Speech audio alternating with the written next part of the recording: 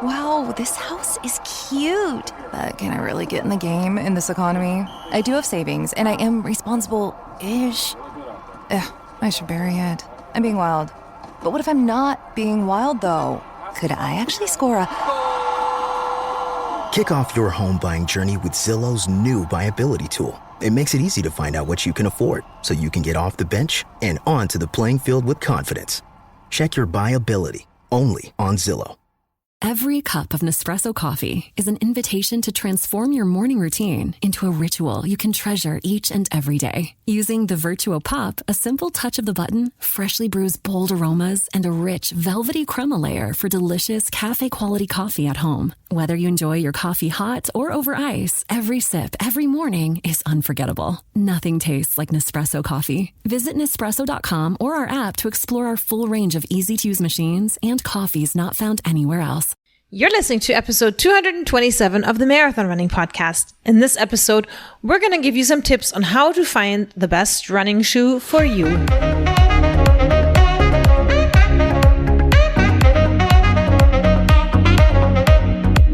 This is the Marathon Running Podcast by Letty and Ryan from We Got the Runs.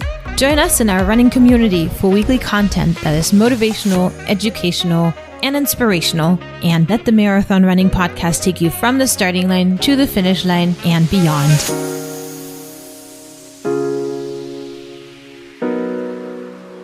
Hey runners, and welcome to episode 227. My name is Letty. My name is Ryan. And we are back again this week with more running talk. And in this episode, we're going to give you some content about running shoes. Mainly the reason being because I've been doing a ton of shoe reviews on YouTube and stumbled upon some questions from our audience on what to really look for when it comes to running shoes. That's difficult. Yeah, there's so many out nowadays. Also, like what we were talking about earlier before the podcast is that we should look as many reviews as possible when you're looking for shoes, and then you can gravitate towards the people that seem to give you the information that you like. But we always would encourage people to look up as many reviews as you can, or you feel tolerant of. Exactly. And for that reason, we are bringing you It's Matt B, a YouTuber who does shoe reviews multiple times a week. His shoe reviews are always amazing and to the point. I watch them all the time. He also does gear reviews, etc. And yeah, so with him, we talk about this topic of what to really look for when it comes to a running shoe. Yeah. So also in terms of the running equipment, it's probably one of the more pricey things that you buy. And so it is a little bit cost prohibitive to just buy a bunch of running shoes and try them all out and then throw away the ones you didn't like. I mean, even in the past, it would be cost prohibitive, but now shoes have gotten even more expensive, I feel like. So it makes it even harder. Yeah, exactly. With the rise of the Vaporfly in, when was it? 2014-15-ish? That was the first time we saw a shoe at the outrageous price of $250. And now that's kind of almost the norm for your quote unquote racing shoe that you want to have, because those shoes don't really last very long. You can get about 200 miles on these shoes and then they start breaking apart. And along with the rise of the price for the Vaporflies and Alphaflies and everything else, the daily trainers have gotten a lot more expensive too. So yeah, it's one of those things that you can't just have a bunch of. And as Ryan said, it's good to hear multiple opinions. I think the shoe price thing might be a product of the popularity of running. It's a supply demand, right? If more people are getting into running and attending marathons, then companies probably realize that people will be willing to pay more money. I don't know. Maybe it's also inflation or other things. So Letty, it's nice that you can maybe give a different perspective, as most of the reviewers seem to be guys. I agree, Ryan. You would agree. So everyone should check out Letty's YouTube shoe review to see if it's the type of review they like, and maybe they'll get some information from it. Absolutely. Thank you, Ryan. And all right. So our guest, as we mentioned, is Matt B. And we talked to him about quite a few things when it comes to what we're looking for in running shoes. We talked to him about a few brands, what brands are known for. We talked a little bit about the running shoe experience, building your shoe rotation, and some other stuff beyond basic. So Ryan, are you ready to hop into today's shoe review? Let's get into it. All right. So without any further ado, I'm now going to play my conversation with Matt B. All right. So I'm on here with Matt B. Matt, thank you so much for joining me today. Thanks, Levy. So perhaps before we start asking you the general shoe question and then going to specifics, you could tell us who you are, what you do, and how you end up with all these running shoes. Okay. Yeah. My name is Matt Bertrand. I review running shoes on YouTube. I put shoe content on Instagram and TikTok. And basically, my social media is centered around running. As any runner, listen, if you're listening to this podcast, then you are a runner and you probably have an affinity towards running shoes.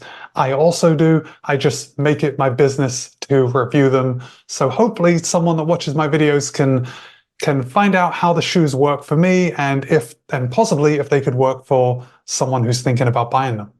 All right. So let's talk a little bit about finding the right shoe. When it comes to running shoes, let's just go to the basics. What are we looking for when you're just saying purchasing a running shoe?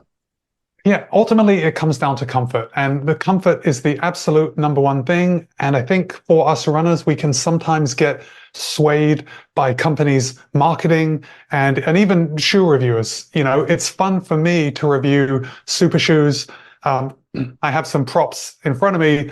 You can't see it if you're listening to the podcast, but I have some props so I can see the shoes that I want to talk about. And one of them is the Alphafly 3. And, you know, that's a hype shoe. And you see all these reviewers reviewing this shoe. It's very expensive.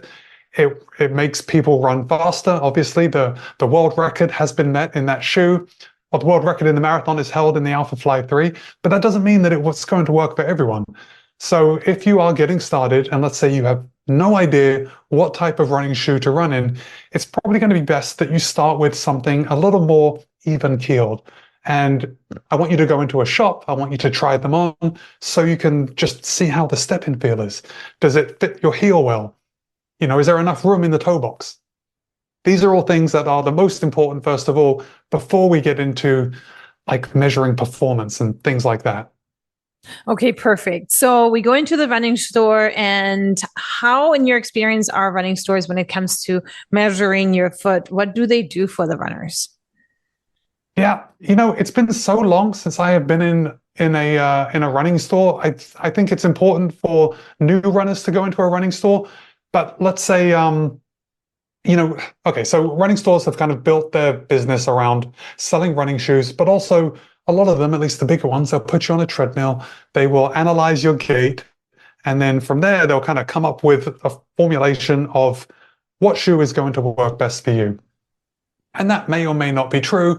It seems to me that it's a little bit of hype, and that might be controversial to say, but let's say that you overpronate a lot. This is when it's going to work well, because if you've just started running and then you go into a running store and you run on the treadmill and it shows that you are overpronating, then maybe a stability option is going to be right for you. However, the store is only going to lead you to the brands that they sell. And a lot of stores don't sell every single brand. So you're kind of pigeonholed to buy whatever stability shoe they have in stock. Now, this means nothing if you're just getting started, but now with so many running brands out there, they all put so much R&D into their shoes that you are not stuck with one shoe. So my recommendation, if the return policy allows, if you are financially able to have more than one pair of running shoes, is to try several and then decide on what works best. That sounds like a great idea. And thanks for pointing out that, you know, I know that running brands can't all be in one store. I know there's certain rules to it. And our local town recently, Fleet Feet bought up a bunch of running stores. And I think it was because they otherwise couldn't have competition selling certain brands. So with that, let's hop into different shoes for different runs. What can you tell the average runner about that? Okay, so this is also, it's a luxury that I have because I get to review running shoes. And, you know, before we started the podcast, Letty, you and I were talking about how many running shoes is too much. And, you know, that number doesn't exist. That's the stock answer. But I think you are probably going to need if you're racing, I think you probably need 3 pairs of shoes to cover all your bases to be ideal. So you're going to have a daily trainer. You're going to have something with maybe a little more cushioning, something that is just comfort is king. It doesn't have to be super light because you're going to be going out and you're just going to be running at an easy pace, kind of building that base mileage in this shoe. Then you're going to have a shoe that you're going to want to go out for your workouts. If you're going to pick up the pace a little bit, think about those tempo runs, maybe those interval runs. And I should say right now, Letty, that I'm a long distance runner. So I favor the marathon. I like the half marathon. I like shorter distances than that even less. So my race calendar around the year is going to be a few half marathons and a few marathons. So that's the angle that I'm coming at my running. And then if you can swing it, a race day shoe is really going to benefit you, possibly. And I say possibly because there are some non-responders out there that just don't respond to all the technology, the carbon plates. But there are so many out there now that if you can just try a few on, I think it's possible to find something that works for you. I agree. And I agree with you. We are kind of lucky with the whole having multiple running shoes. I agree with you that having multiple shoes can also kind of mix it up a little bit, right? Because you want to have faster, more responsive shoes for your tempo runs. And then when you do your basically trotting paced long runs, that calls for a different shoe. And then racing, I mean, I think racing should always be special. So it's nice to have something that's more poppy and super lightweight that unfortunately isn't as durable. Yeah, I agree. It's nice to have something special on race day. It just makes the whole event just a little more fun to have a shoe that you have saved for that day. Now, of course, you have to train in that shoe. You know, no one wants to go out and run, immediately in a new shoe that you haven't tried before. But it's still fun to put on that race day shoe. It's just a shame that they're so expensive and, it can hold back some people. But it's not the end of the world because a lot of companies will make they're called super trainers or even some up-tempo kind of just under the race day kind of level. They're a lot less expensive than race day shoes, and I think they can perform very well at races if you don't want to spend that premium price of $250. Yes, no, exactly. It's fortunate that brands are becoming more aware. At the same time, I feel like just like everything else in life right now has been rising in price, and running shoes, unfortunately, are just another product. Yeah. They, in the beginning, they always said running is so cheap, and here we are. Yeah, here we are. Yeah, it's when you have to spend $250, on the shoes that you're going to run the race in, and now we're looking at hundreds and hundreds of dollars to enter these races, the bigger marathons, it gets away from cheap pretty quickly. Exactly. So Matt, since you do review a broad arrangement of brands, perhaps you can kind of give us a little bit of an insight to what brand feels like, or which brand has for what runner. Yeah, that's actually a good question. And there's not an easy answer because right now we're seeing a lot of brands expand. We're seeing we've got like the legacy brands, if you will, like Nike and Adidas, and Saucony, but Nike and Adidas have been like the big competitors over the years. But now obviously we've got Asics, we've got Saucony, On has been huge. Hoka, of course, is massive. Ultra, Puma. I'm looking over here. I'm looking past the camera as I'm talking to you, like kind of looking at my shoe wall. 361 Degrees, Solomon. There are a lot of shoes out there, and runners are spoiled for choice. So to say, what company is best for a runner, I don't think that's an easy answer because there are going to be a range of shoes that are going to work better for some runners. Now, if we talk about Hoka, that's kind of a big company right now. They have been just going through the roof. People tend to really like them. On the whole, I think Hokas are fairly soft. So if you like that softer feel on the run, I think Hokas might be a good starting point for you. Typically in years past, on running has had fairly firm running shoes. Now that has changed as they're moving forward. They've gotten away from that firmness, and I think they have really opened up their kind of market reach because they've got a wide range of shoes for everyone. And now on, you can run in something, slightly firmer to just plush, just like, Hoka or anything else. Let me see what else. I mean, yeah, Asics. Asics has their kind of their premium top of the line race day shoe. So I ran the Boston Marathon in the Asics Metaspeed Paris, Metaspeed Edge Paris. Sorry, there's so many shoes to keep the names. And I thought that shoe performed absolutely fantastic. It was super soft. It was responsive. It fit my gait very well. I got nothing but great things to say about that shoe. And then you've got other people that are going to run a run in a Nike shoe because that fits them better. So it comes down to just finding out what works best for you. And for me to tell you what brand is going to work for a certain runner, I'm beating around the bush, but it's impossible. No, you're so right, especially, since you noticed that a lot of brands, while they had been known for something softer or something harder, they've now broadened out. So it's harder to pinpoint, but I agree with you that in general, Hoka, I mean, for me, makes a great recovery shoe. However, now there is the Hoka Cielo X, which is a racing shoe, which is lighter, which has a carbon plate. So yeah, that's really hard to pinpoint. But what about your recommendations, right? So say you have a runner that wants to have 3 shoes. One is for a speed run, one is for a long run that's easy, and then a racing shoe. What are some recommendations? And you can, switch brands and give us a couple of them. Okay. Well, I think to make a recommendation, it's going to depend on how people run. And I think, I'm going to assume that the listener knows how they run. Are they a heel striker? Are they a forefoot striker? And, they can decide from there. I am absolutely a heel striker, especially when I'm running slow. So I tend to strike more midfoot the faster I run. So especially in a half marathon, I'm going to be landing a lot more midfoot than I do when I'm out for an easy run.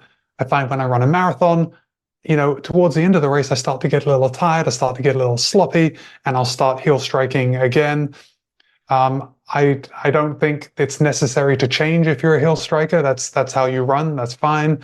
Just by running more, you are going to become more efficient in running how you run. But let's see, a recommendation. So because I review a lot of running shoes, I come across shoes it's called like the premium daily trainer segment. And they're quite expensive. They're probably $160, like right in that range. And we're talking about things like the Asics Nimbus, the Gel Nimbus, the Cumulus, things like that are very heavily padded. They're fairly heavy, and they work well for easy runs, but I think it's a little over the top. And I've also got to just add a little, just a side note that I live in Florida, as you do too, Letty, and it's very hot here. So when you run in a heavy shoe like that, you sweat, that shoe soaks up all that sweat, and then it becomes even more heavy. And sometimes it can become very unpleasant. So I tend to like the lighter daily trainers, and I think they're enough, at least for me.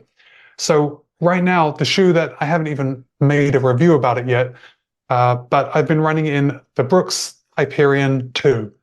And for me, that is just such a beautifully made shoe. It's fairly light. It can pick up the pace. It is protective enough to run easy for long runs, but it's kind of light and you can just do so much in it. And I think it's a good all-rounder for a lot of people. Now, you've also got the Brooks Ghost, which is their daily trainer, kind of middle of the line daily trainer, but it's so much heavier and it's so much more restricted in what it can do. So if you want a shoe that you're just going out for 1 or 2 runs a week, maybe you want to mow the grass in the same shoe, you could go with a Brooks Ghost. And if you want to have a little more performance, maybe the Hyperion 2 is the way to go. Okay, I agree with you. Actually, on the Hyperion, I that's one of my favorite running shoes for the exact same reasons. In Florida, we don't have the luxury of having this padded tongue on the shoe because it just soaks up your sweat and then it just gets nasty. Yeah. But yeah, so what about your favorite racing shoes, your personal favorite racing shoes, and then also from the running community, what have you heard is a good racing shoe? Well, if no matter what shoe that I talk about, I always find that there are people that hate it and people that love it. So at the moment, I would say my favorite is the shoe that I ran the Boston Marathon in. It's the Asics Metaspeed Edge Paris. That just works well for me. There's also the Nike Vaporfly 3, which works extremely well. Let's see, I've got the Cloud Boom Echo 3.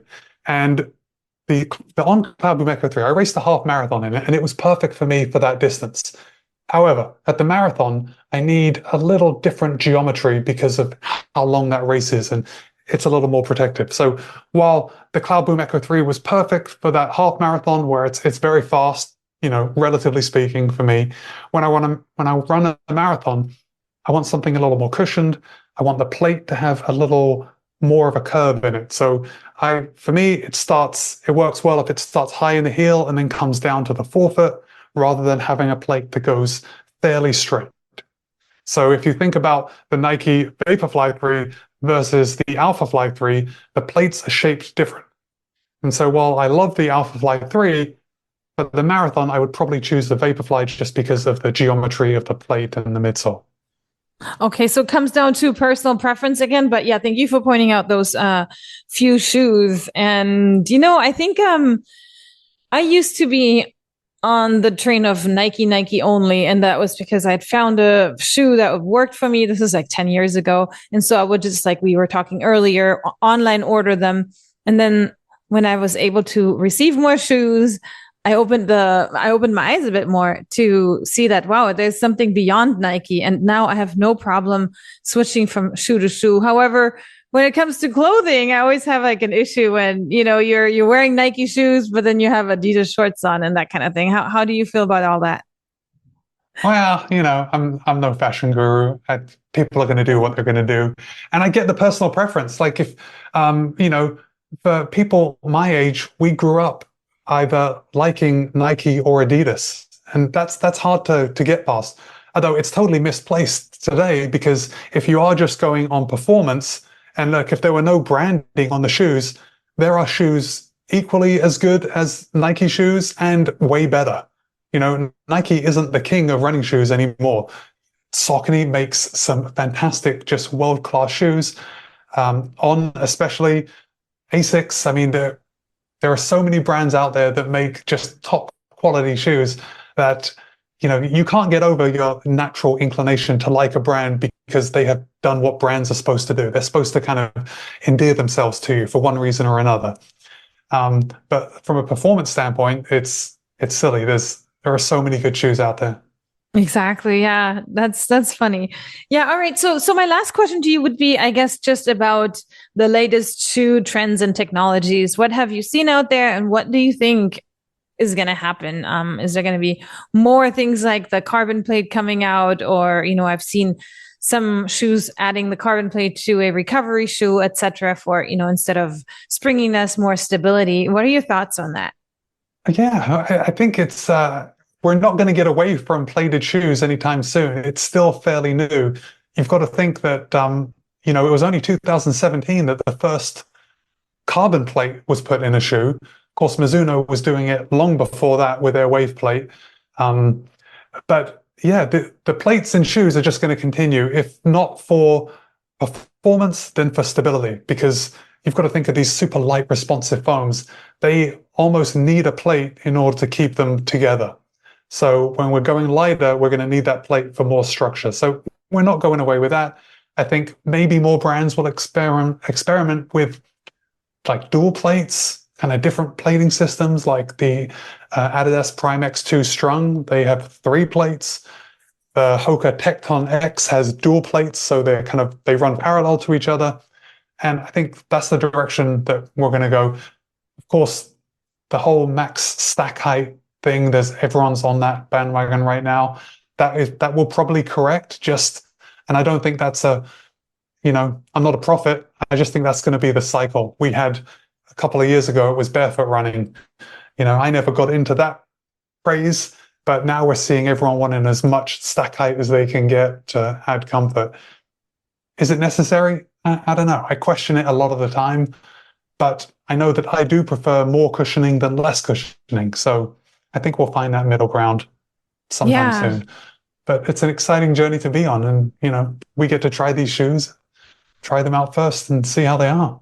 Yeah, absolutely. And Matt, what are your thoughts about the durability of shoes, right? Because shoes, like we knew them in the early 2000s, they were all heavy. At the same time, the rubber down there was super resistant. You could run in them for like a year, pick them back up, and everything was still as is. And now we have the shoes and they wear down pretty quickly, especially with the foam, but then they still last a little bit. And then we have the race shoes that are only supposed to last 200 miles. What are your thoughts on that? And are there any brands that make shoes a little bit more durable still? Well, my thoughts on it are that, we need to protect the environment, and it's absolutely ridiculous that we live in a throwaway culture where, Adidas's Evo Pro is a one race shoe and it costs $500. It's exciting, but it seems, I don't know, irresponsible from a environmental standpoint. However, these businesses, they're selling them, these brands, they're making shoes and people are buying them. So it's going to be tough. It's going to be tough to stop that.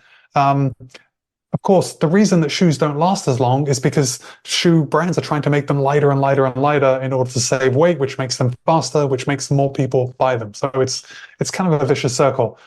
Going back to the On Cloud Boom Echo 3, like right on the box, it says that this shoe is good for 100 miles. I think that's what it says. So a couple of marathons.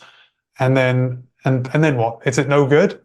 Well, I don't think so. Like maybe it's not at its top, its best, but you can still use these shoes. So I think we do need to replace our shoes at regular intervals, but there's a tendency where the shoes getting lighter that we have to throw them away sooner and sooner, and then they want you to, so you can buy another one.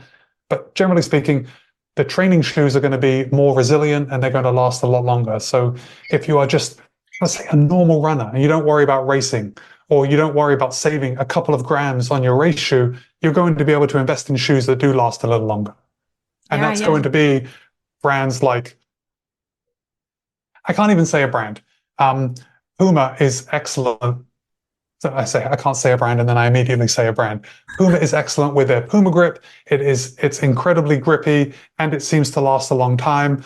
I'm just looking at the bottom of some of my shoes. Saucony has a lot of a good outsole rubber. It's really hit and miss, and it's always the top end shoes that are going to have less rubber and be less durable. So if you're buying those shoes, you're kind of going in and you're accepting that when you buy them, that weight savings, and it doesn't last as long.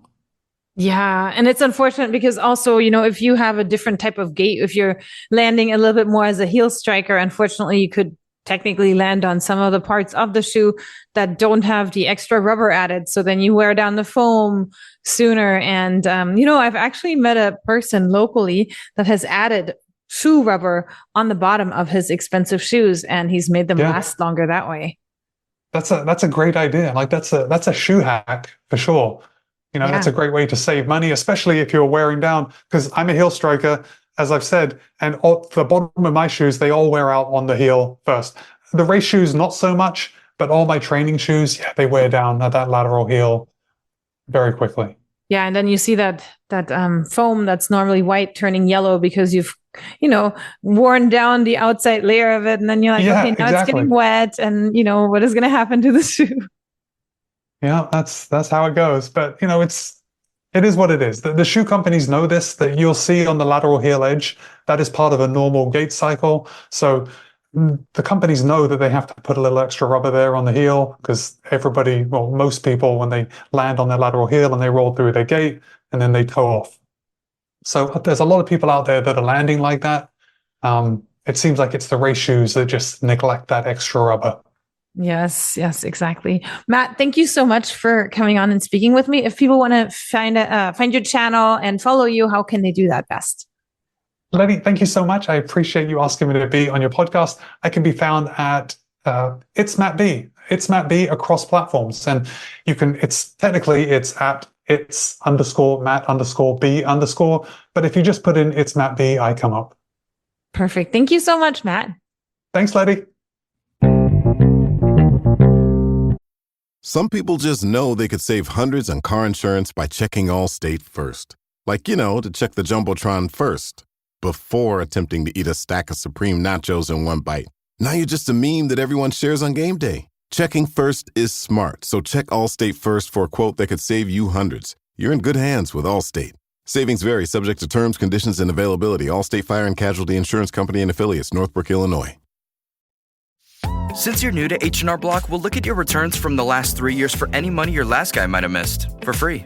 I could get money back from last year? You could. We'll find any mistakes. Could have really used that 2 years ago when I dated that mistake for 5 months. Don't leave money on the table. Switch to H&R Block and get a free second look review. Second look is included at no additional cost with the purchase of tax preparation. Results vary. All tax situations are different. Fees apply if you have us file an amended return.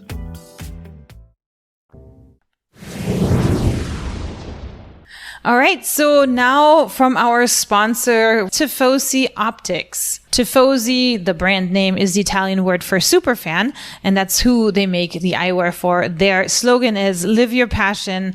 They have a ton of different glasses on their website, which are anything from polarized sunglasses to bike riding sunglasses, really cool designs. They are crafted from shatterproof polycarbonate, which means that the lenses are also reducing glare and they're scratch resistant. They have hydrophilic rubber nose pads that increase grip the more you sweat, so the glasses will stay secure even during those intense activities that you do. They have a glide technology that allows the frame to slide on comfortably and provide an anti-bounce fit with an integrated hinge to ensure that these sunglasses slide on easily without pulling your hair. Anyway, we have the website for you. We will link it in our show notes. It's basically tifosioptics.com. Our discount code is MRP20 for 20% off, and we will put that into our show notes. Marathon Running Podcast 20, MRP 20. Yes.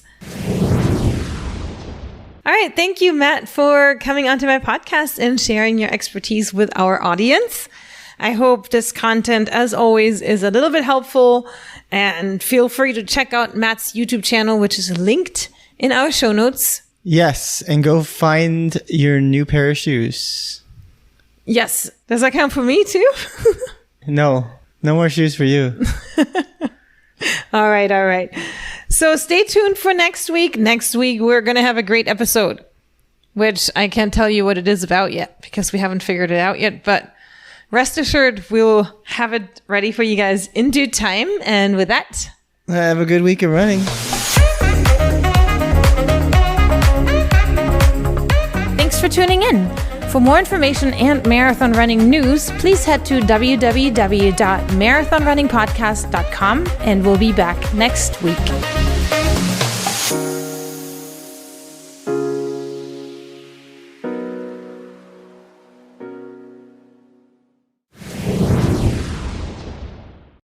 Are you looking for the perfect apparel that mirrors your love for running?